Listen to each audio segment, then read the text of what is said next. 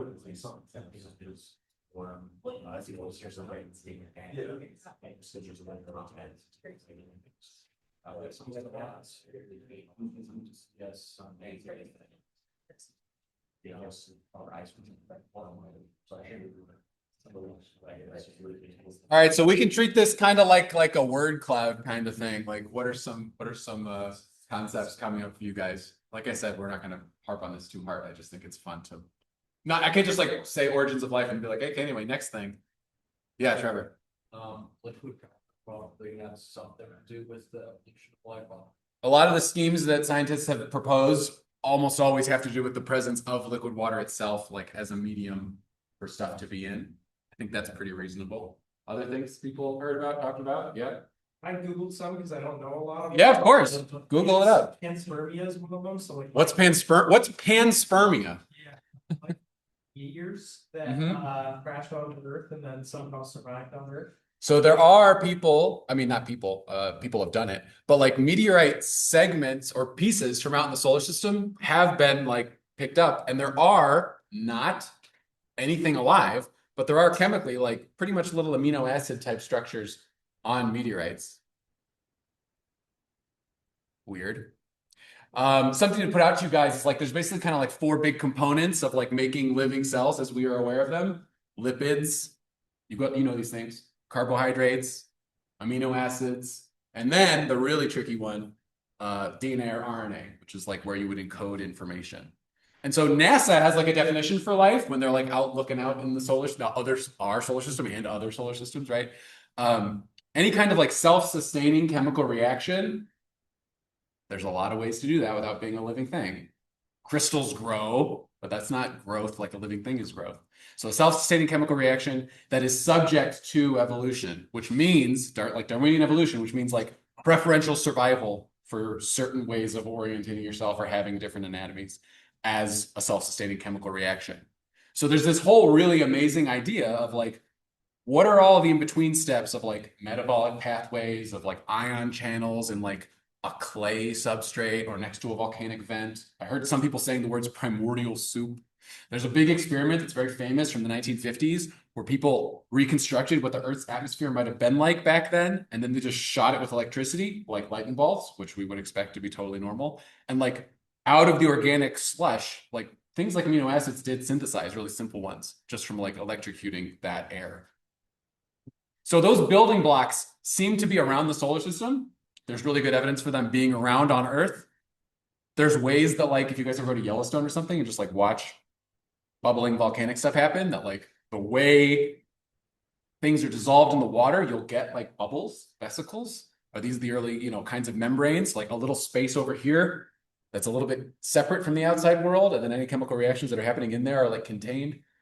I'm not trying to convince you of anything right now, but I want you to really think about the fact that even something as like incredibly complicated as like the origin of life starting, it only has to happen once, and then it will just keep going.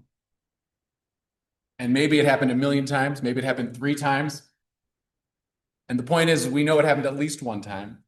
And it's really, really, really an area of incredible research. Like I said, I'm going to post a Canvas link so you guys can just like look into this. You might not be interested at all, but if you are, I think it's incredibly cool. It's one of those fields that like they get hot at their conferences all the time. There's lots of yelling, but it's super cool, I think. And it's one of those questions that's like, talk about an existential question.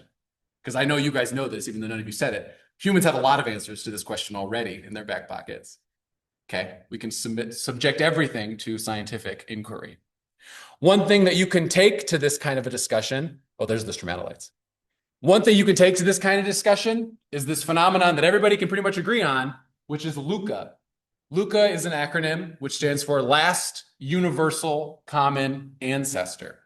And if you take bacteria and archaea and any kind of eukaryote, there's a daisy and a mushroom and a bird up there, you can look at all their cells.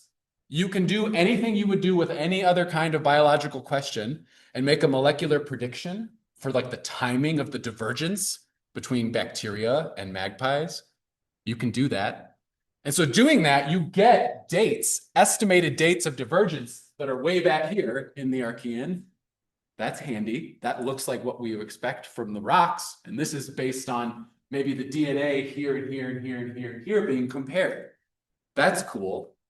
There are also many, many, many, I think it's like 50 or 60 or 70, something like that, proteins that every single living organism on this planet that we can tell has, and a couple hundred genes that a bacterium has and you have. And so are those genes homologous, inherited from this LUCA ancestor? And so if we take all the organisms we have today and see every single little thing we can put together for like their metabolism, the genes they have, the proteins in their bodies, even if they're teeny tiny little bodies, we can be like, okay, so at least by 3.5 billion, there's something that looks like that common ancestor. That's still a pretty advanced thing compared to like some electrocuted molecules, but you still have constrained your problem to like this part of Earth history, and you have to be able to explain the assembly of that common ancestor. Does that make sense to you that LUCA is like this really powerful tool for like setting expectations? You have machinery in your cells, and bacterium have the same machinery, some of the pieces. Maybe that's inherited machinery from way back here. Also, here's just like a nice phylogeny of life on this planet. I like it. Do you like it? You're being represented by a bird. I hope that's okay with you. But there's eukaryotes. I'm sure you guys all remember eukaryotes. And then these other organisms over here that are called prokaryotes, which isn't really anything that unites them. It's more like they're not eukaryotes. This is what I'm talking about with that whole LUCA thing. There we go. Isn't that fun? I would call that like the current conversation in the origins of life and the start of life as we know it. One thing that people have said, and I remember it really blew my mind when I first read it, when I was in college, was like, maybe life evolved like 15 more times after our life evolved. But as soon as it evolves, maybe it evolves today in Yellowstone in some puddle. And then just like one of our bacteria goes, eats it up, done. Maybe once life evolved once, you're kind of done. That's it. Taken, seats taken. That's interesting, right? I think that's cool. So anyway, there's that. This is a question you guys might not be quite ready to answer yet, but this is a clade of organisms called eukarya. These animals up here are eukaryotes. These two groups, I'm sure you've heard of this one before, are grouped together as this kind of organism called prokaryotes. You might not know yet how to answer this question, but do me a favor and talk to your neighbors and tell me how you would describe prokaryotes. We're going to do this on lab on Monday, so don't worry. Go ahead.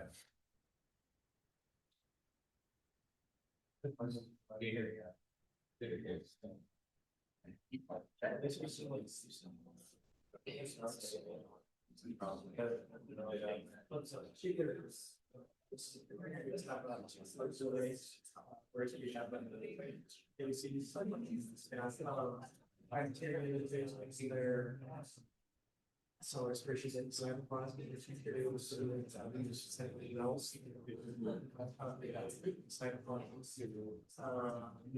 All right, any group feel like they have an answer to this question? Yeah, well, I'm gonna ask, well, what's your answer, Katie? Single cell. Single cell, well, certainly there's single cell, these are all single cell. I'm gonna actually show you, there's actually a whole bunch of eukaryotes that are single cell. So I know these pictures are definitely multi-cell, but there are some single cell eukaryotes. Yeah, A DNA shape is different between them. how is the DNA shape So different? bacteria in general, and I think archaea might be an exception to this, but I know that bacteria have circular shaped DNA. Yeah, they get called plasmids. The helix, We have a helix that gets put into fancy pants, chromosomes, things like that. and they have way less. DNA, right, like over. Maybe on average, it's pretty variable how much DNA different species of organisms have. But okay, these are all okay. So Caden's totally right, of course, that on this diagram it's like single cell, multi-cell, complicated / more DNA, simple circle, less DNA. Okay, these are all descriptors of these organisms that I'm totally cool with. Anybody know what I mean by phylogenetically? Carmen? Okay, so you guys are gonna learn what paraphyletic means on Monday. That's our first lab, is phylogeny. What is paraphyletic, Carmen? It means they don't consist of every close relation to each other. So How about this? We're gonna talk about this on Monday. Again, we're doing things a little out of order. Martin Luther King Day, I'm sorry, made it so you guys didn't have this beforehand. So, archaeans have a common ancestor with you, or any eukaryote, here. If you trace the ancestry back, eukaryotes like you and archaeans have a common ancestor here before either one of you has a common ancestor with bacteria. And in fact, an archaean and your common ancestor with bacteria is pretty much LUCA. So what's important here, this is a biological thing, is that prokaryotes can be united by some of their traits. The circular DNA maybe, single cell maybe. But in terms of their evolutionary heritage, you and archaeans are more closely related than you and bacteria. Or, maybe more interestingly, archaeans and bacteria don't go together. Archaeans go with you. That's just an important thing that helps us distill out how evolution takes place over time. Yeah. I think a better definition of paraphyletic. Yeah, go ahead. It's a common ancestor in most, but not all descendants. That is 100% what you're going to get from me on Monday. Paraphyly means a common ancestor and not all descendants. Monophyly means a common ancestor and all descendants. Mammals are monophyletic. Primates are monophyletic. Eukaryotes are monophyletic. Prokaryotes, not monophyletic, because you don't call yourself a prokaryote. You'll see this a lot in this class because we deal with fossils. And what do you call a whale that's walking around? Is it still a whale? You'll see. But paraphyly is important. Okay, don't worry about that now. A little more earthy context, more history as we're going through the evolution of the world. So you're getting life at least at a minimum about 3.5 billion years ago. And what's really interesting is geologists can show us through the rock record the beginning of some oxygenation of Earth's atmosphere, meaning O2 molecules that are showing up. And as you guys well know, any kind of respiration that cellular bodies do today depends on O2 molecules. So oxygen is really, really, really important. That LUCA, common ancestor, one thing we can learn from the modern, you don't need fossils for this at all. You can take the biology of all the living organisms today, and LUCA is extremely heavily predicted to be like an anaerobic organism. That's cool. That means it doesn't need oxygen to metabolize. Well, guess what? The geologists will be like, oh, good, you don't have oxygen in your atmosphere back then anyway. Different lines of evidence agreeing with each other to help us understand things. And so oxygenation starts about 3.5 billion years ago, and like this is a hilariously long amount of time, right? Almost 2 billion years is called oxygenation. That's a very long time. And so how is the world getting oxygenated? Well, we think we know. We think it's coming from life. We think life is changing the chemistry of Earth's atmospheres. And so you guys know what this is, right? Please. I mean, it's labeled, but like you remember it. Hey, just for fun, talk to your neighbors and tell them what photosynthesis is and what are all those letters and numbers up there? Just show me you remember, please.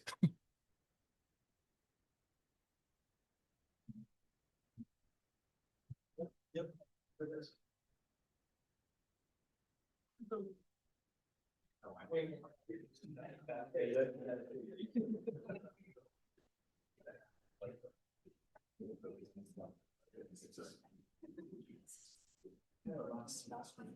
Yeah, I did so bad, okay, that's great. All right, so what's photosynthesis again? Anybody want to help me out? Somebody hasn't said anything yet today? The conversion of carbon dioxide and sunlight into sugars and oxygen. So if you're a photosynthetic organism, the original photosynthetic organisms are called cyanobacteria. It's a lineage of bacteria that evolved to have a little bit of like a photon from the sun, start a process in their cell membrane, a little proton pump, to turn what's already in the atmosphere and what they're living in, add some energy to that, and you can make your own food. And there's a byproduct from your own food creation, and that byproduct is O2. So oxygen is a waste product of photosynthesis. So you can imagine these relatively anaerobic little organisms evolving to make their own food, and just because of what comes out of that chemically, slowly but surely, Earth's atmosphere gets more and more and more and more oxygenated. It's not something where like organisms need oxygen to live yet. It's a byproduct. And then eventually oxygen is such a good electron receiver, people take advantage, organisms take advantage, not people. And evolution quickly like, oh, aerobic respiration is way more powerful. But that O2 originally is a byproduct of photosynthesis. And photosynthesis doesn't evolve in plants. There are no plants. Photosynthesis evolves in a lineage of bacteria called cyanobacteria, way back then. We have all kinds of really cool evidence for the oxygenation of the Earth. There are these very famous structures all over the world called BIFs, banded iron formations. If you guys imagine those world oceans on that relatively recently cooled molten planet, you think it's like pretty blue, clear water? It's probably so gross, right? Full of stuff. And so for a long time, we can infer cyanobacteria are popping out oxygen as a waste product. That oxygen is not floating around the atmosphere. It's very quickly binding to iron that's just in the oceans. And then as that binds into some sort of iron oxide, it falls to the bottom.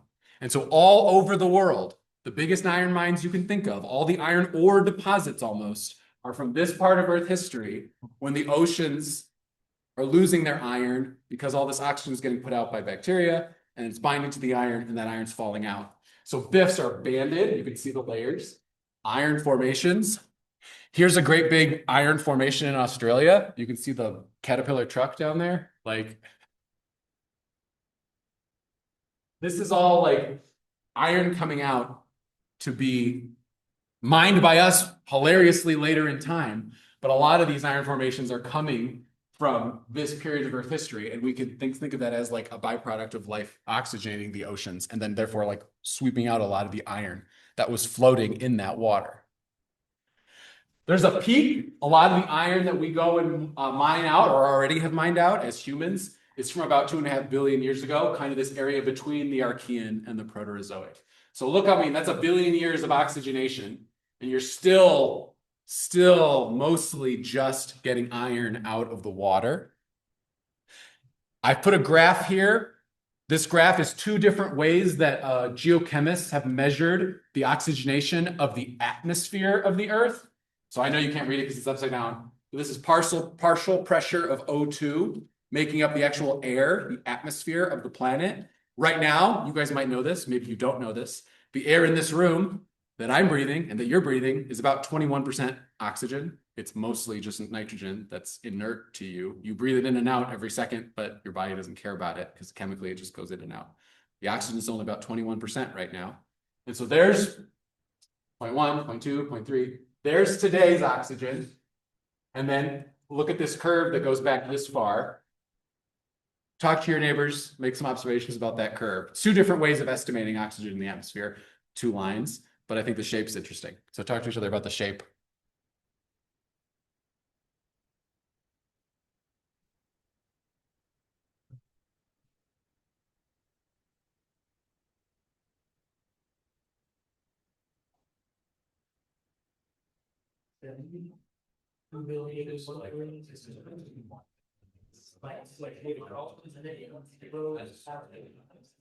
Yeah.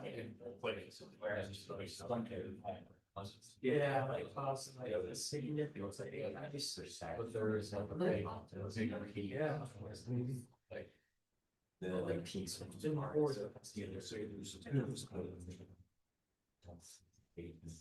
Mostly anyways. Yeah. Something.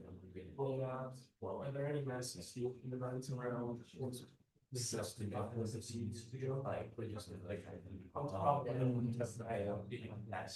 Some sort of.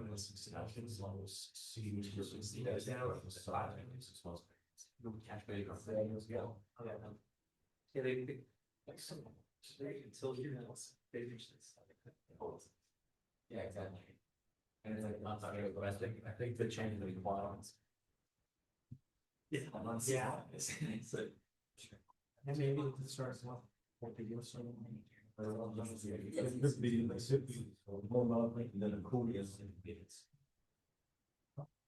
Slow down. Yeah. All right, what are some features of these two lines that are interesting to you for oxygenation? Yeah, Trevor.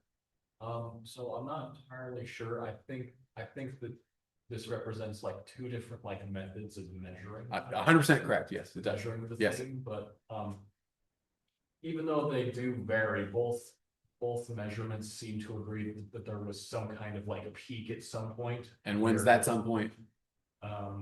Like next to the GA. And where is that on the timeline? So maybe people are noticing that like there's like a little spike on both lines and it goes about here. That's kind of fun, right? Especially that orange line, that means more oxygen than today. It's an observation. What other things people observing on this line?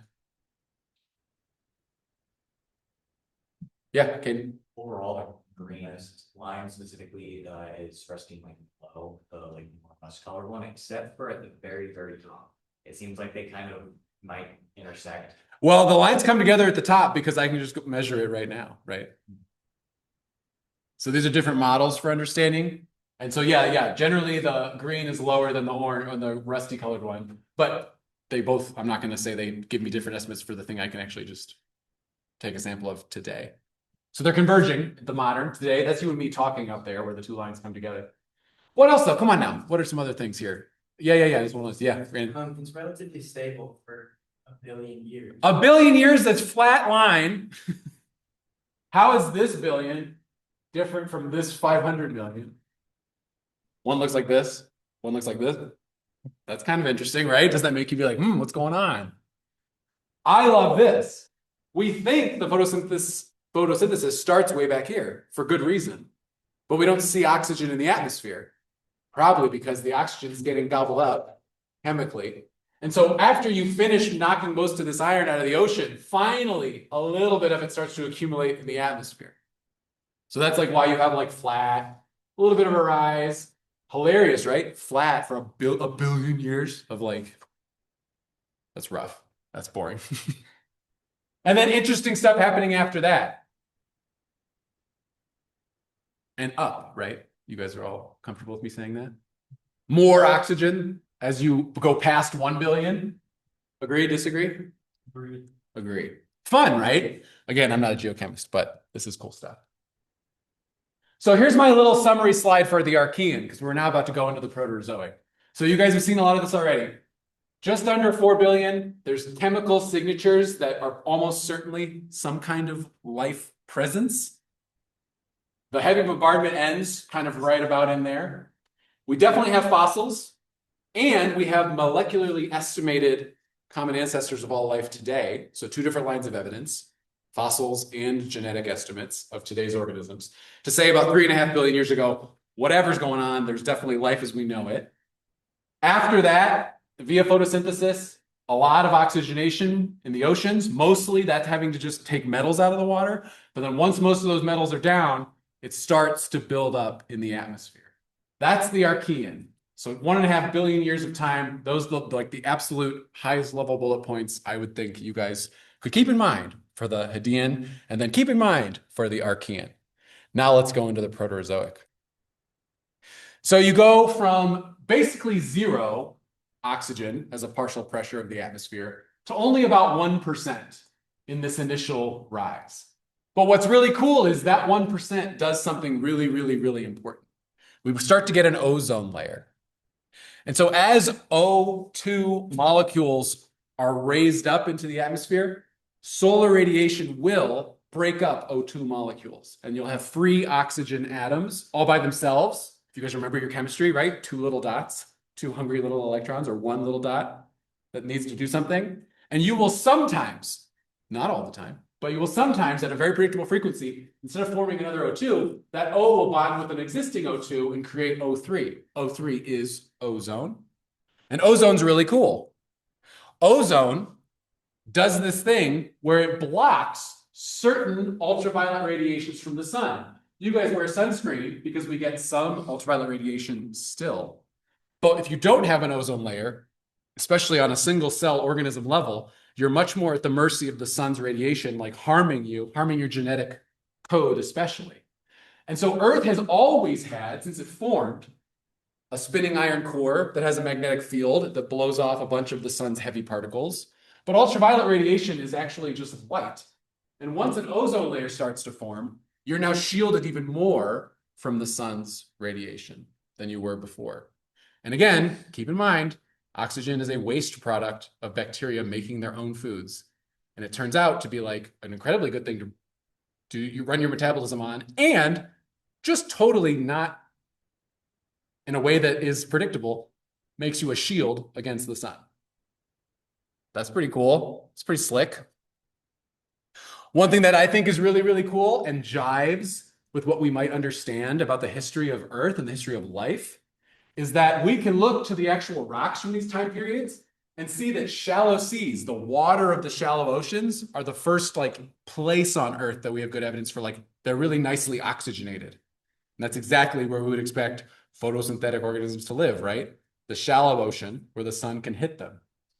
The atmosphere then starts to oxygenate after that.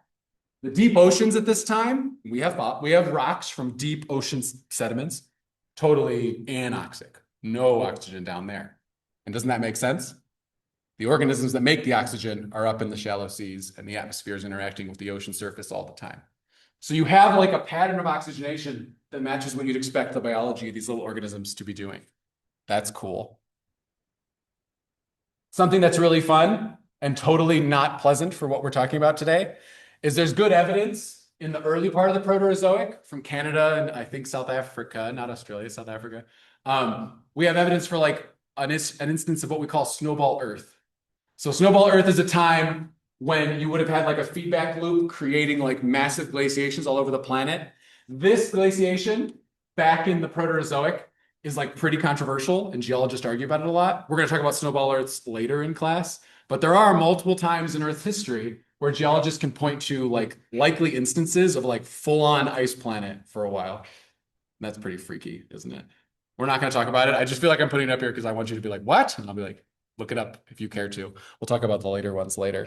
But that's when it happens, maybe the first time. And so there's a lot of climate feedback processes. You can imagine we're going to talk about ice ages in this class. This would be like one of the most severe and of course earliest of these kinds of periods. But okay, let's talk about eukaryotes. So everything so far from our Luca up through here, you know, probably looks kind of like these organisms. But today we might call bacteria or archaea. But we can use DNA again from plants, from mushrooms, from animals, and get all kinds of expectations for what the common ancestor of all eukaryotes would be like. We can get an idea of how far back in time. You can do like an estimate of like the random mutation rates or something to get a time estimate for when the common ancestor of eukaryotes should be found. These things hopefully will agree with each other. You can go look for fossils. Hopefully that will agree. It all does, by the way. But here in time is when we would expect and seem to have good evidence for the evolution of this clade called eukarya and eukaryotes. Here's a nice eukaryotic cell from an incredibly basic biology textbook. Again, just like I did with photosynthesis, talk to your neighbors. What are eukaryotes? What do you know about eukaryotes? Give me a bunch of cool facts. Yeah, like, if we're just talking about the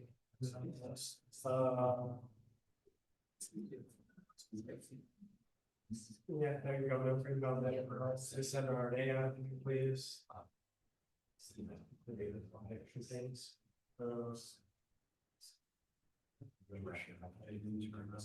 They have like a genetic First teacher.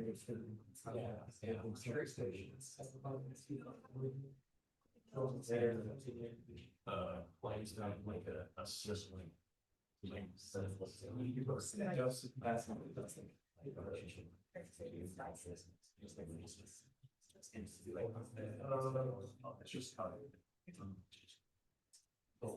It's just how.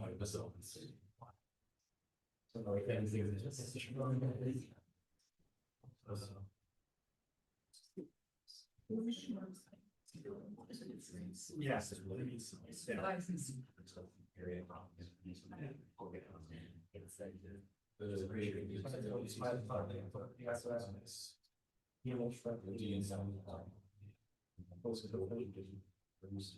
Somewhere but different.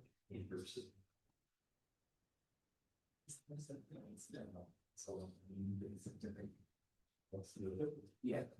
All right, what are some cool eukaryote features or factoids or whatever you have dredged up in your brain? Somebody has anything maybe? Come on. You can nope. Dakota.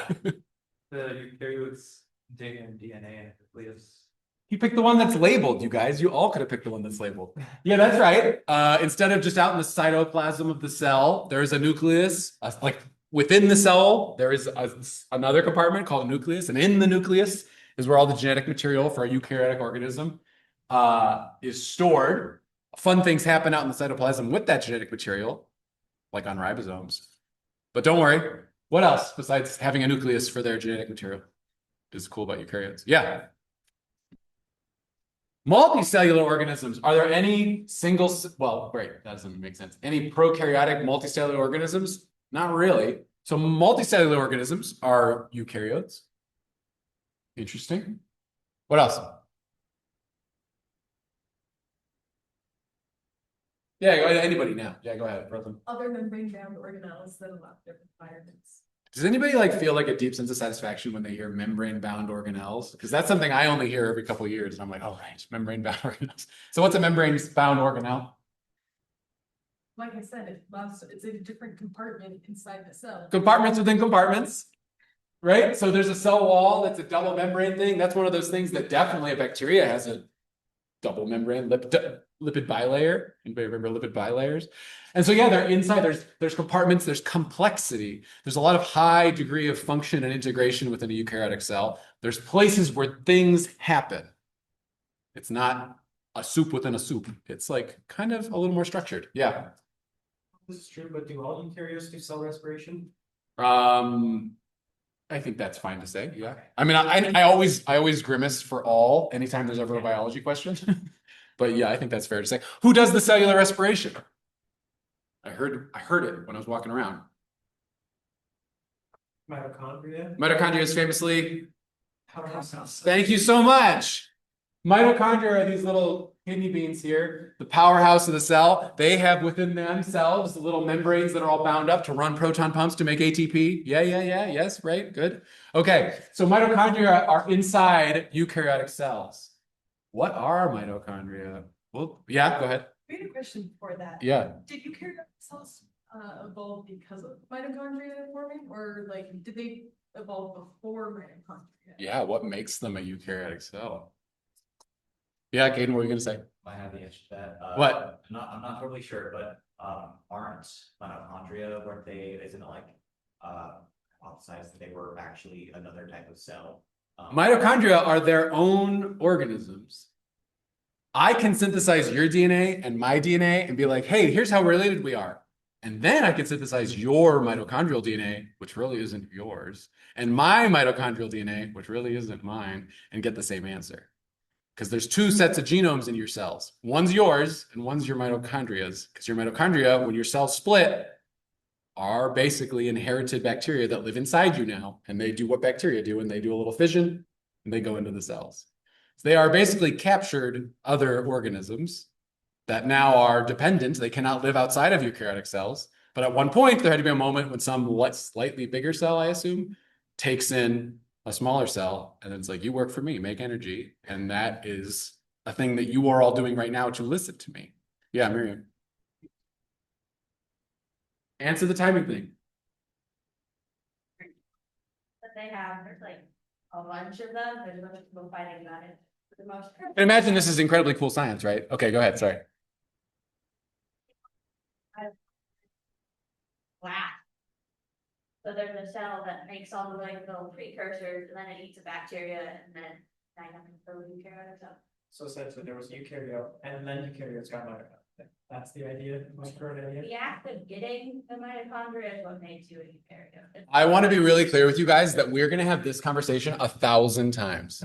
Because no, this is true, right? If you actually aren't looking at like a table in a textbook that's like mammals, birds, fish, or whatever, if you're talking about how things actually came together, there's never a moment when something's a different thing all of a sudden. So I am sure we could be really confident in the genetics of eukaryotes going back this far, and then maybe the best evidence for actually integrating mitochondria into how they work is actually a little bit after that. It's not wrong to say today, eukaryotes have this, mitochondria, but that's correct.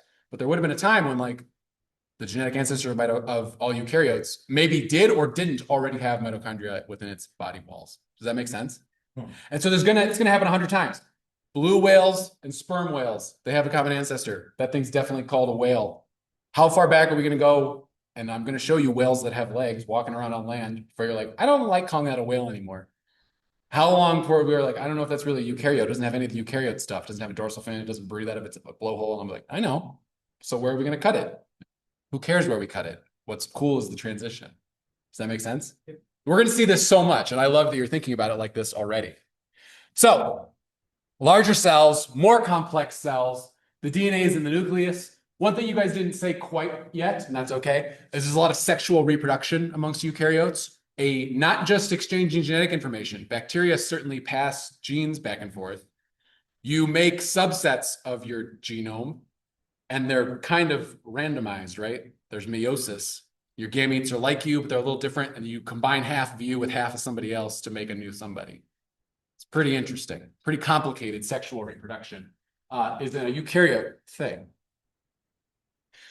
One thing that I think is really cool is that you can imagine time is here, and then time is here. So on this lineage and on this lineage, all the evolution that's happening means that most of the machinery of eukaryotic cells is inherited.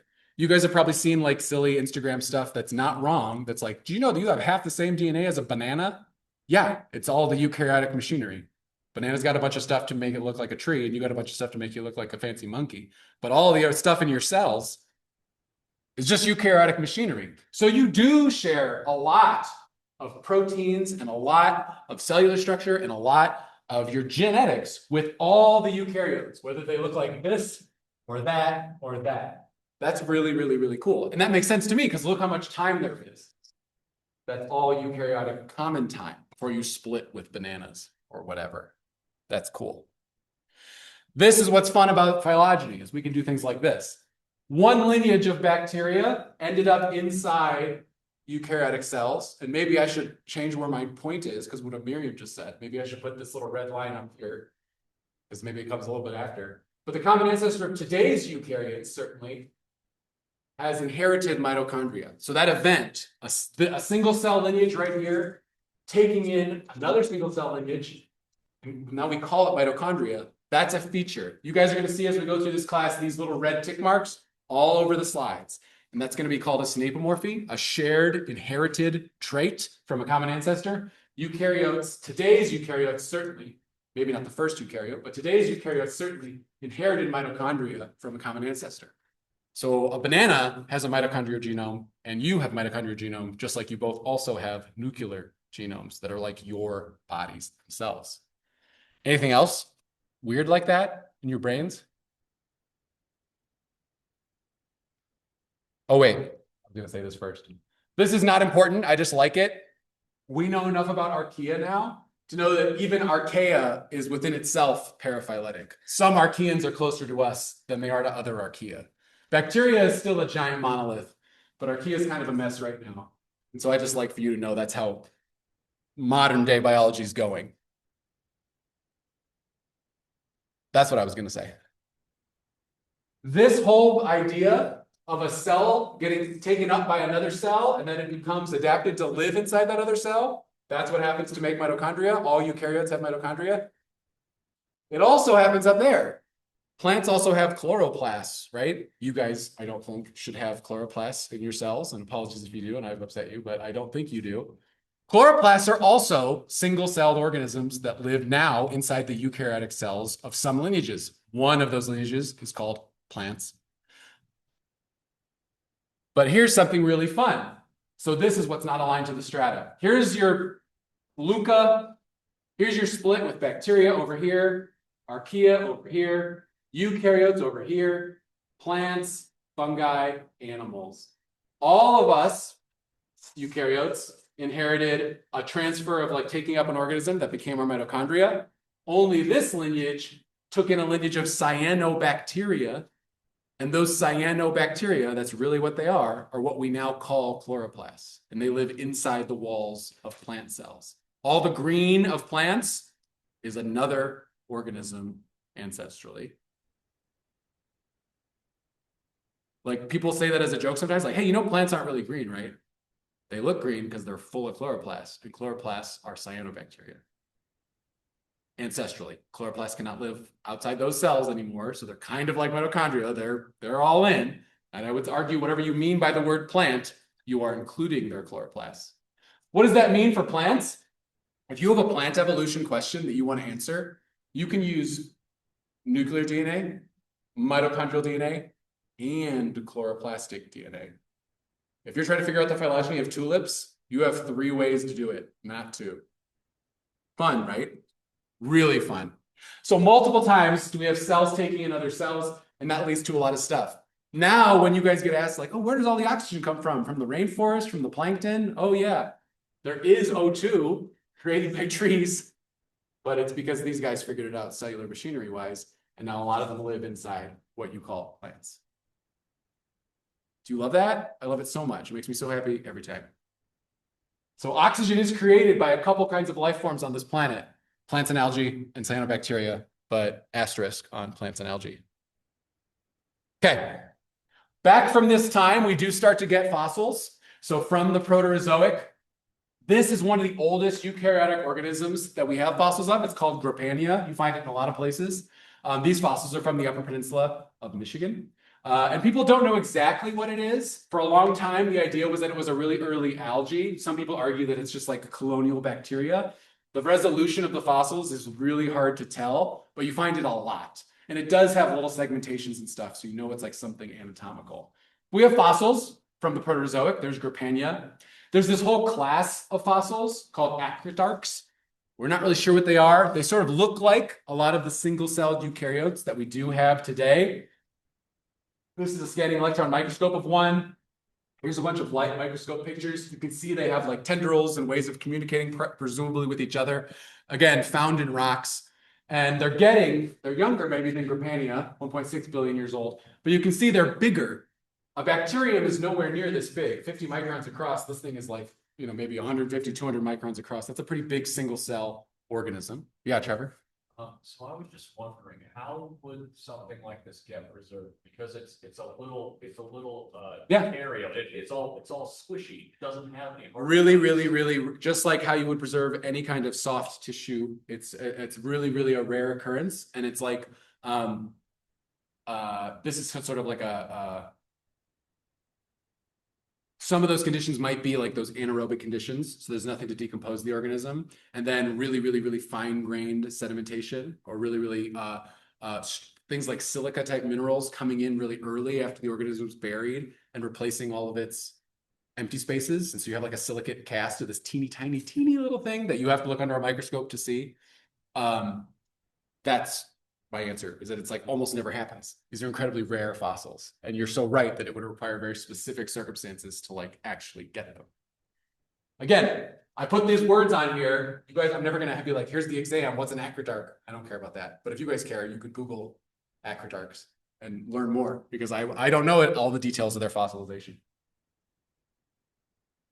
So the next billion years, from 1.8 to about 800 million, is actually really called by Earth history people the boring billion.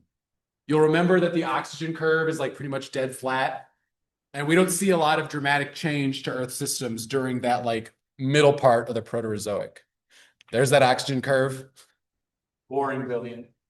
Not a lot of change in that regard. But there are probably just evolutionary events happening out in the oceans during that boring billion. From about 1 billion years ago, we have organisms like this one. Proterochletus is one of the earliest like plant-like organisms. It's almost certainly what you would call an algae and seems to be multicellular. Very cool. We also have other eukaryotes. Oreosphera is a presumed, and there's good evidence in its little details of its anatomy, to be a kind of multicellular fungus, again, during this time. So multicellularity is starting to show up, not just like one big cell, like those acritarchs, but like integrated bodies made of several kinds of cells all together. This one thought to be on the planty side of things, an algae. This one thought to be on the fungal side of things. These are very rare, but it's worth, to me, you knowing that they show up during that boring billion. So even if there's nothing dramatic happening in terms of the chemistry of the Earth, there's still evolution happening out there in those oceans. Not a lot of fossils, not a lot of evidence. We can just make predictions and find a little bit here and there. Okay, this is something I actually really wanted to talk about. Eukaryotes today, just to contextualize our beautiful animals that we're going to talk about. I have on here pretty pictures of lots and lots and lots of eukaryotes. These are eukaryotes that are alive right now. We can use them to make predictions about the phylogeny in the deep past. I put mitochondria on there, inherited by all eukaryotes. I put chloroplasts on there with an asterisk. We don't have to talk about the asterisk yet. What I'd like you guys to do, who do you recognize up here? Who do you not recognize up here? How are things related to each other? You can trace the lines back and how the lines connect. That's the pattern of relationships that we'll talk about in lab on Monday on the phylogeny. Anything weird to you? Any questions? Open-ended. Talk to each other about the eukaryote phylogeny.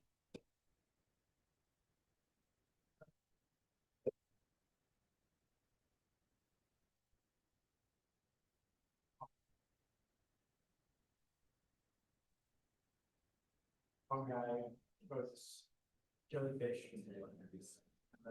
Yeah.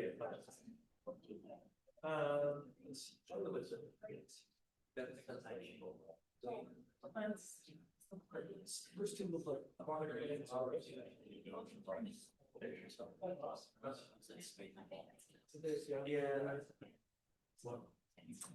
no idea what that is. Yeah.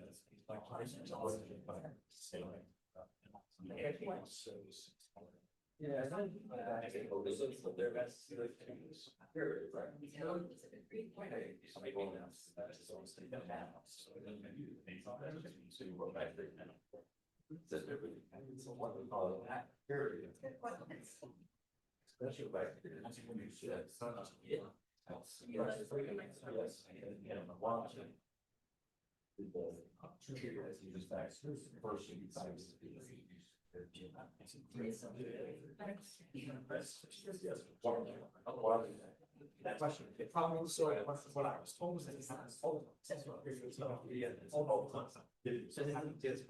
those however I don't know many times. Just so having that one of those I've seen many times the past that we decided just not against. Yes, it's like yes.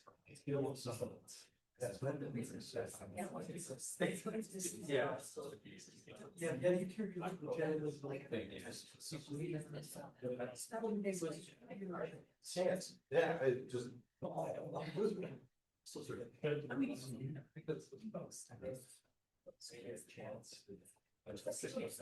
things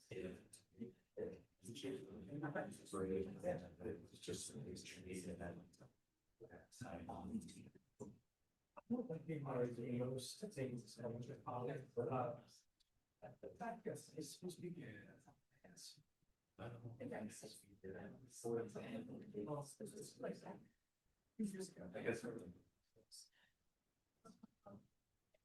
Oh, it huge, looks like it. That's out, and then the little ball one. I have no. So I don't know. All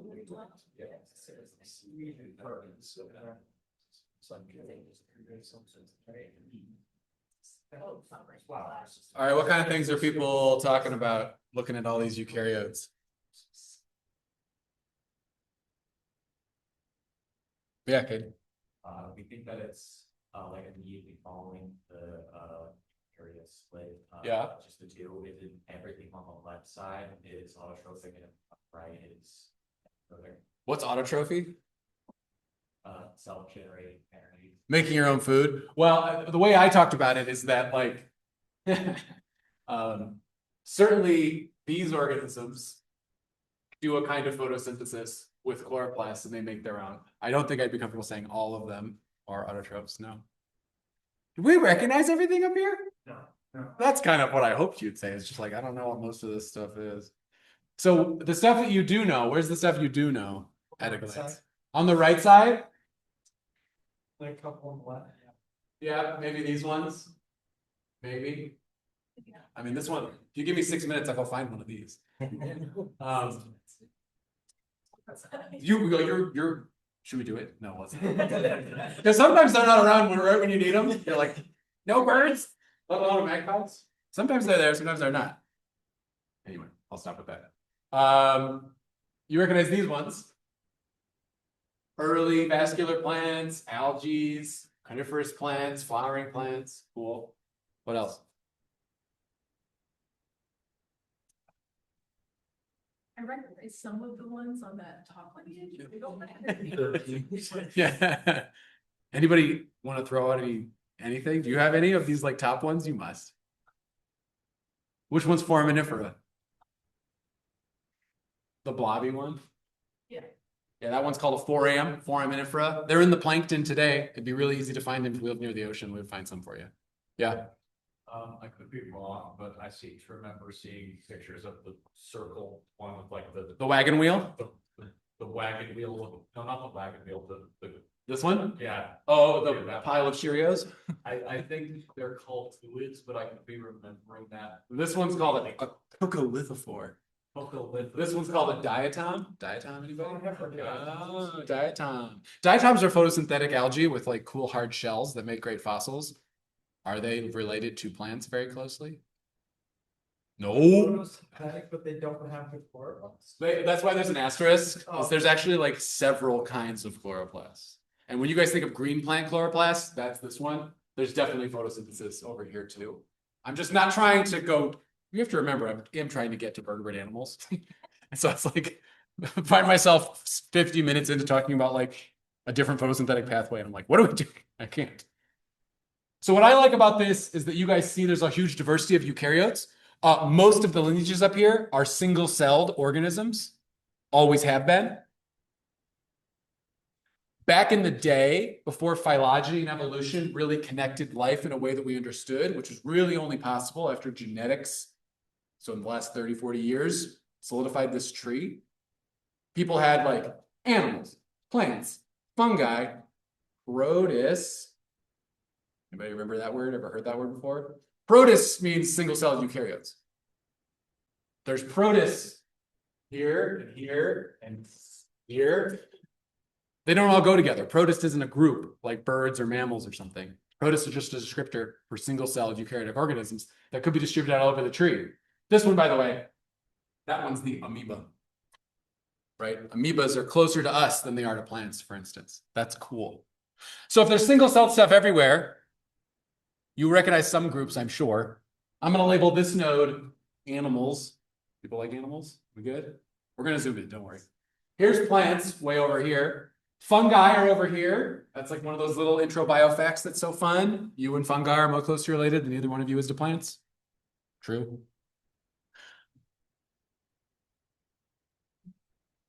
Isn't that fun?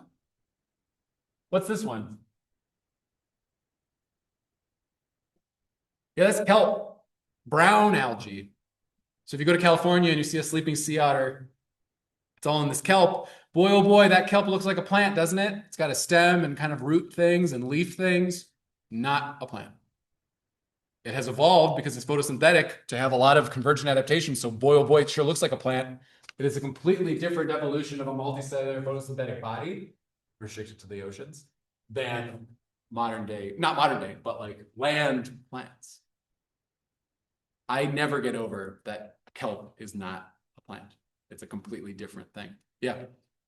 So I was just wondering, how do we know that fungi are more closely related to us than plants? Like, We have all the similar genetic materials. You could like pick a gene that all these organisms have and do the phylogeny, do a rate of random mutations in a part of the genome that's not coding for anything, for instance. A lot of the same proteins to build our bodies, a lot of the same developmental processes in like the spores of fungi and the embryos of animals. There's like a lot of details that make it really unambiguous. They're also, heterotrophs just like us. They eat. They don't photosynthesize. There's all kinds of lines of evidence in the living biology to put fungi with animals. Everything I show you guys, whenever I'm showing this and I say the word modern, I'm using the molecular, meaning mostly the genetic, mostly nuclear, sometimes mitochondrial genetics of the organisms to show you their relationships as we understand them biologically. Yeah. You should look into it. There's a whole lot of cool stuff. What are the factors that would like make multicellularity like adaptive? So cool to think about, right? Plants figured it out. Brown algae figured it out. Red algae, which again, you might go to a tide pool and see red algae. Its multicellularity is different than a green plant's multicellularity. They both have the same chloroplast inheritance, but the red algae got multicellular on its own from the green. Horrible, right? But also amazing. This is one of my favorite little biology points. Multicellularity has only evolved in eukaryotes in a way that's like whole on. And these are the times: green algae, red algae, brown algae, aka kelps. Green algae, by the way, includes what you call plants, fungi, animals, and there's a bunch of single-celled eukaryotes that occasionally get together and make multicellular organisms. If you don't know about slime molds are eukaryotes that will like in their thousands come together and do something and then break up again. Fun. There are whole labs, of course, research labs that study the evolution of multicellularity, and like you can go to their talks and just have a great time just listening. The work is so hard, I couldn't do it, but I'll listen all day when they're like wanting to present it to us. Okay. So now we're going to zoom in, and the whole rest of the semester is basically going to be in that blue. But I needed you guys to have that set up so that it actually made sense to you. See how we're blowing it up? We're using more words. So a Proterozoic eon, Phanerozoic eon, Neoproterozoic era, and then 3 more eras after that: Paleozoic, Mesozoic, maybe you've heard that word before, Cenozoic. And then here are the periods of the late Proterozoic, where we're going to be hanging out for the rest of today. There's that yellow line coming up showing you the end, quote unquote end, whatever that means, of that boring billion years or so, about 800 million years ago. So now we can get a lot more refined in what we're talking about. So this period over here is called the Cryogenian. Cryo like cold. There are really strong evidence for 2 different instances, maybe even 3, of what we would call snowball Earths during the Cryogenian. If you guys Google snowball Earth on Wikipedia, you will see a picture of the Pocatello Formation, because some of the rocks in the mountains south of where you're sitting have some of the evidence for this glaciation. The Pocatello Formation has like ocean rocks, and in those ocean mudstones, there's what we call drop stones, pieces of rock scraped by a glacier off of a continent, float out to sea, the glacier melts, the rock falls to the bottom of the ocean, it's suddenly surrounded in mud that doesn't make any sense. So evidence of these past glaciations, some of that evidence comes from, hilariously, this valley that you're currently sitting in. Really fun. You can imagine what happens to like all the photosynthetic life or all the single-celled life or all the early multicellular life when Earth becomes like kind of snowball-y. How does Earth come out of being a snowball? We think it has to do with volcanoes, by the way, and like heating up the atmosphere again, trapping solar radiation again.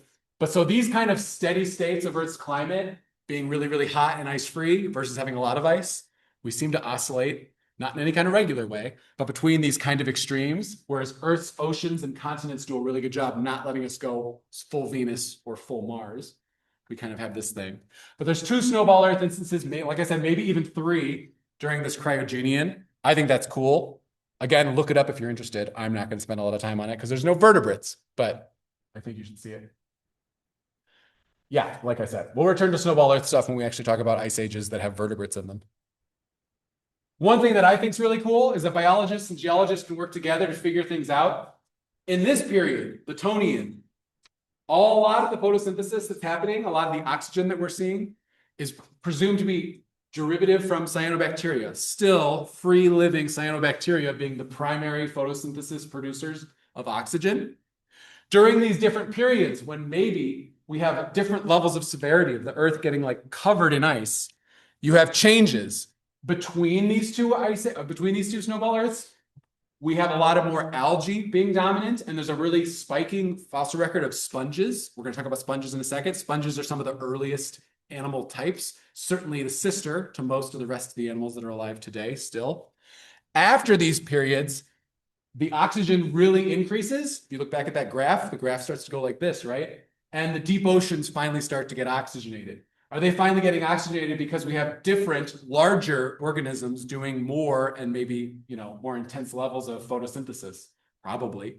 Certainly that's all coherent with itself. It's really cool. It's only then, in this next period called the Ediacaran, which goes from 635 to 539 million years ago, that we see a lot of animals. And I hope now you guys can think of animals as pretty complex multicellular eukaryotes. They're doing a lot of things. They are heterotrophic. They have to eat. They move around. They reproduce. We get our first really good animal fossils in this period called the Ediacaran. Here are some of those fossils, like a nice reconstruction. We have weirdo kind of things that seem like they can move around on the ocean floor. We've got weirdo kind of things that seem like they're stalked and look like big fans or feathers. There's molecular evidence, not very many good fossils, but really good molecular evidence that things like jellies should be there. There's a couple fossils that are probably jellies. And then we have things like this animal, which is a sponge, which are totally still alive today. And they make a little bit of a hard part. Their bodies have a hard part in them. And so different animal clades are clearly present in the Ediacaran, but there's really a lot we don't know about them. One of the things that's really important about sponges, and presumably some of these other early animals, is they're figuring out ways to gather that food, whether they move or not. And so one of the organisms I showed you, a single-celled eukaryote like this one, is called a choanoflagellate. They're still alive. You can watch them today. They have one cell, and they have this long flagellum that they spin around and create a current to draw water in, and they eat a little bit of food. That's what a choanoflagellate looks like. Occasionally, choanoflagellates will group together, and you can imagine they can move the water together and collect more food. This is what a sponge looks like today. Sponges have this body wall where there's all these cells that have their flagellae pointed into the middle, and then there's a big opening at the top. Sponges today all feed their little cell flagella, draw water into their pores. You guys probably know sponges, it's pretty porous. And then that water erupts out the top, and they're filter feeding. So what's really incredible is right now in the oceans today with your own eyeballs, you can watch an organism made out of millions of teeny little things that look a lot like another thing that's totally also still alive. That's like a singleton. And so if I go back to that phylogeny real quick, that's a choanoflagellate. Here's what we would call the common ancestor of all animals. Sponges go right here. And sponges kind of, sort of, with some structure added and some other stuff, look like a whole lot of choanoflagellates put together.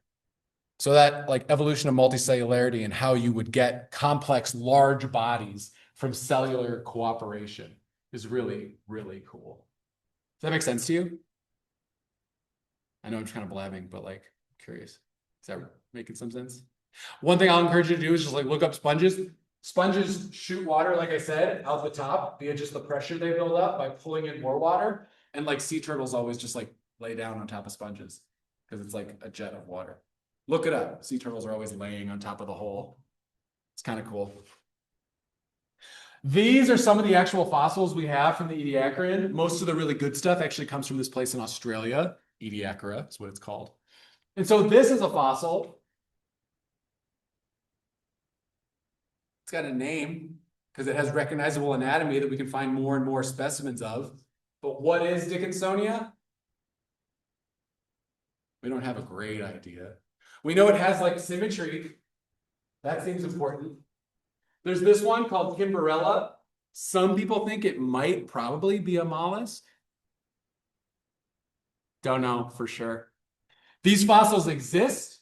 They're incredibly important. There's fossils of all these things too, by the way, this little spiral one. But what's cool, I think, is that we can't really confidently put them in any animal group we know today. And of course, it's quite possible that these are animal sisters. These are lineages that are fully extinct, that are related to today's animals, but not part of that diversity, if that makes sense. So in the Ediacaran, it's kind of like all the individuals seem alien, but like the functionality of the ecosystem, this one moves around, this one filter feeds, this one's up in the water, getting a little bit interesting, getting a little bit familiar. Oh yeah, we got time. So again, we can use the modern world to understand the past and make expectations and predictions about the past. Here are photos from most, but not all, but almost all, of the animal phyla. You guys are chordates. There's groups like arthropods and mollusks. Those are all phyla. Here's one photo. Every phylum gets a photo up here pretty much. I'm curious, talk to your neighbors. What do you notice about animal biodiversity today at the phylum level? What seems cool? What seems important?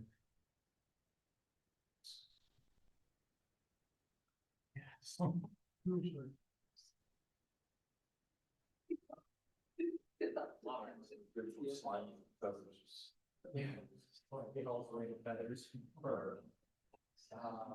that's part of the chest.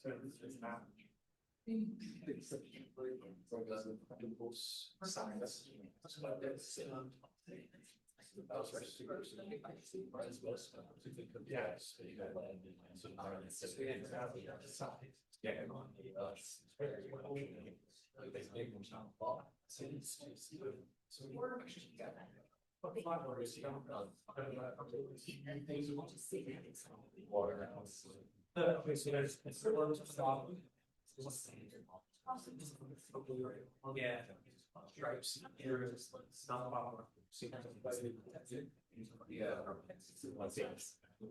I guess I was thinking the baby slightly.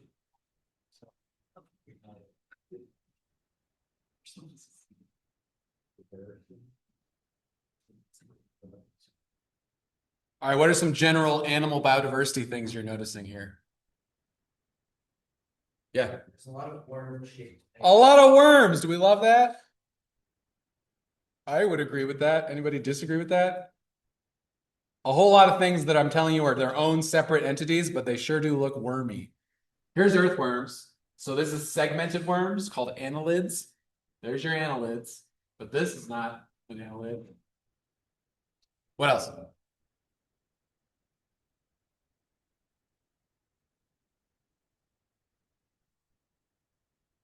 Yeah. Lots of different sizes. What's different sizes? What do you mean by that? Anything microscopic to the. Some of them are usually under a microscope. Some of them, no, not a microscope necessary. This flamingo is you, by the way. This flamingo is representing our phylum, Chordata. This flamingo is also representing sharks. Anyway, so there's vertebrates as part of chordates. What else? Some are microscopic, some are macroscopic. A lot of wormy things. Yeah. It looks like a lot of them are in water. A lot of them are in water. I think this is one of those facts that again is so simple, but I just brings me like truly, it makes me happy. Are you telling me almost all animal phyla are 100% only in the oceans? Yep. I think that allows me to be pretty confident, even though the rocks also help me understand this for sure, that animal life evolved in the oceans, and most of the fossils we've had that I've shown you all day are from the oceans, and life needed liquid water back in the day. And so it's like, wow, so it's just like, it's an ocean planet with oceans full of life. How many animal lineages came up onto land? Not many. Tetrapods like us, some of these guys, bugs and spiders, right? A couple snails. Anybody else? Really? Not much. None of the like starfish, sea urchins. Most of these worms, no. This worm, yes, right? It's in the dirt right now. But terrestrial life is only a couple of lineages. Almost all the deep lineages are in the oceans. A lot of worms living in the oceans, big sizes, small sizes. These are great observations. I don't want to keep you over your time. 12:15. I did pick a bunch of pink and purple, so it would look nice. And I hope you appreciated that. I didn't have to, but I did. I just want to show you this before we go. We're going to talk about this on Tuesday. And remember that on Monday, we do have lab. We're talking about phylogeny. Here is the modern day phylogeny of animals. I hope you can see where the vertebrates are. Again, you're being represented by that magpie. And just as the last thing before the weekend, whenever I see the whole animal phylogeny, this is what I think. Oh, wait, no. That's what I think. So anyway, I'll see you on Monday.